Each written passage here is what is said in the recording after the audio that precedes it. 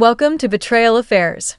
In today's video, I want to share a deeply personal and heartfelt story, one that isn't about betrayal in the traditional sense, but about the quiet struggles and unseen battles that sometimes threaten to tear a family apart from the inside.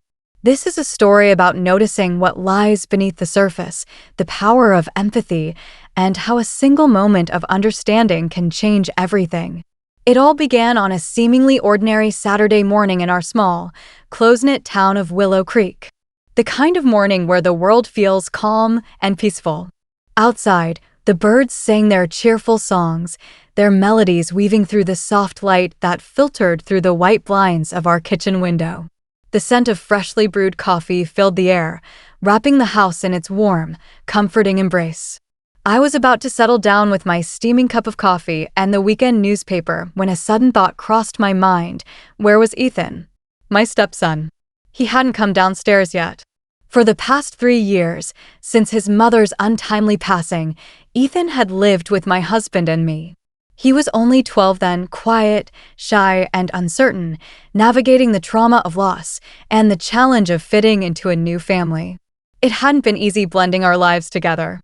Building trust took time, patience, and lots of small, meaningful moments. Ethan wasn't quick to open up, but over the years, he slowly began to share parts of himself with us. At 15 now, he was taller, more independent, but still carried that same quiet energy, thoughtful, kind, and respectful. He was the kind of kid you rooted for, smart and sweet-hearted, the sort of boy who deserved nothing but love and encouragement. But lately, something had shifted. Ethan was retreating into himself more and more. The goofy jokes that once filled our home were nearly gone. His laughter, which had once been easy and frequent, became scarce. I told myself it was just teenage moodiness, hormones running wild. Yet, deep down, I sensed there was something more, something troubling. That morning, I had planned to let him sleep in. I thought he needed the rest. But that instinct every parent knows, the one that nags at you when something feels off, pushed me to check on him. I quietly made my way upstairs and knocked gently on his bedroom door. No answer. "Ethan?" I called softly, hoping he was just lost in sleep. Still no response. The door was slightly ajar, so I opened it slowly, expecting to find him asleep or maybe playing games on his phone. But instead, what I saw stopped me cold. There he was, sitting on the floor, surrounded by scattered papers. His head was bowed low, fingers tangled in his hair. He looked overwhelmed, on the verge of tears, but didn't notice I was there. Among the mess, my eyes caught a crumpled test paper. Bold red ink circled a big, glaring F at the top. "Ethan," I said softly as I knelt beside him. Startled, he jumped, then hurried to gather the papers, as if hiding the evidence might make it disappear. "I didn't hear you come in," he mumbled, eyes downcast. But I had already seen the grade. I placed a gentle hand on his shoulder. "It's okay. You don't have to hide it," I assured him. Tears welled up in his eyes, but he fought hard to hold them back. I don't get it, Sarah. I studied so hard. I tried everything, but nothing sticks. I feel so stupid." Hearing him say that broke my heart into pieces. No child should ever feel that way about themselves. "You are not stupid, Ethan," I said firmly. "Struggling with something doesn't make you less smart. It just makes you human." He looked at me, doubt clouding his eyes. "But why can everyone else do it and I can't?" he asked quietly. "That's not true," I replied gently.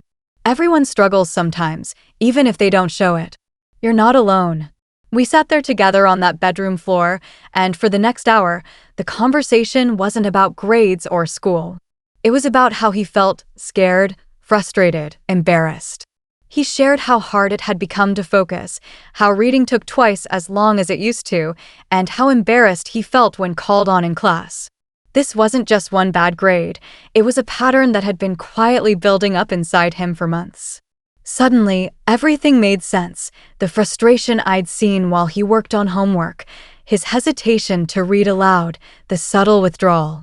This was bigger than teenage mood swings. It was then that I realized Ethan might be facing a learning difference. When he finished sharing, I took a deep breath. "I'm really glad you told me this, Ethan. Because now we can do something about it. He looked up, unsure. Like what? First, you have to know it's not your fault. Then, we'll talk to your dad and maybe get you some help. Not because there's something wrong with you, but because everyone learns differently. And we want to find the way that works best for you.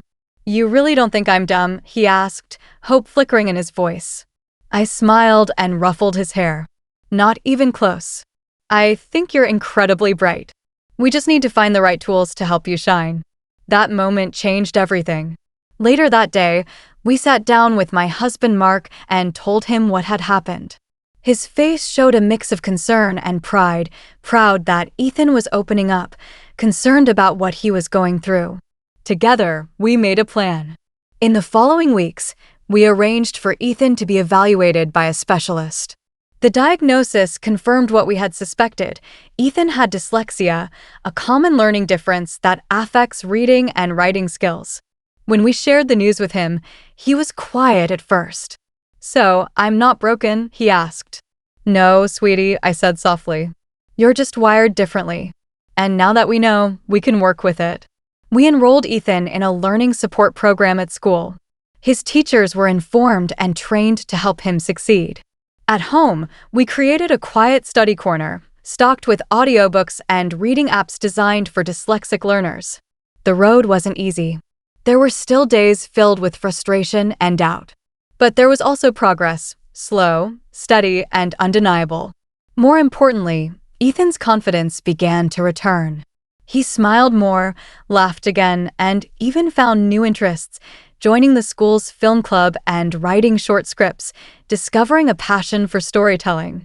Months later, on another quiet morning, Ethan came into the kitchen holding a paper in his hand. Guess what? He said, grinning ear to ear. I got a B on my English project. I beamed, pulling him into a tight hug. I'm so proud of you, I whispered. He held on longer than usual. Thanks for not giving up on me. Tears welled in my eyes. Never, Ethan. Never. That day, walking into his room and choosing to listen instead of judge, to see instead of scold, changed everything. It reminded me that parenting isn't about rules or routines, it's about presence. About recognizing the silent struggles, the invisible weight our children carry. Ethan's journey taught me the power of communication, the importance of creating a safe space where a child feels seen and supported. It showed me that love is patient and change is possible, even if it comes in small, quiet steps. Years later, watching Ethan walk across the stage at his high school graduation, confident, proud, and full of resilience, I thought back to that morning. The boy I found on the floor, weighed down by self-doubt, had blossomed into a strong young man. All it took was someone to notice, to listen, and to care. Because sometimes, the most powerful thing a parent can do is simply be there.